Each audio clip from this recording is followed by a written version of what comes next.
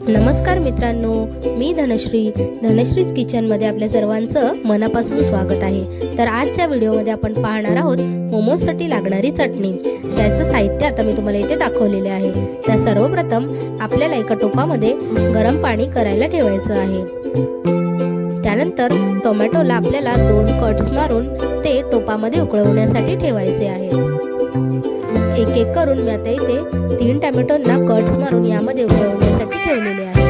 आता यामध्ये काश्मीरी लाल मिरची मी घातलेली आहे, त्याचप्रमाणे 8 ते 10 लसणाच्या पाकळ्या देखील यामध्ये मी ॲड केलेल्या आहेत। आता आपल्याला हे मिश्रण एक 15 ते 20 मिनिटं व्यवस्थित उकळवून घ्यायचं आहे।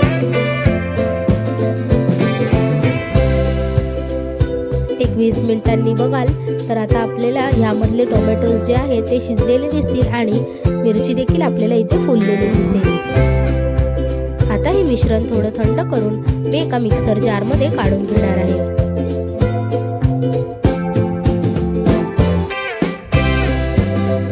त्यानंतर आता आपल्याला यामध्ये 3 ते 4 हिरवी मिरची, कोथिंबीर, 1.5 लिंबाचा रस, अर्धा चमचा साखर, त्याचप्रमाणे चवीनुसार आपल्याला यामध्ये मीठ देखील ॲड करून घ्यायचं आहे। अशा प्रकारे हे सर्व मिश्रण आपल्याला मिक्सरमध्ये बारीक वाटून घ्यायचं आहे आणि याची पेस्ट बनवायची आहे। आणि आपली मोमोजची चटणी इथे तयार झालेली आहे।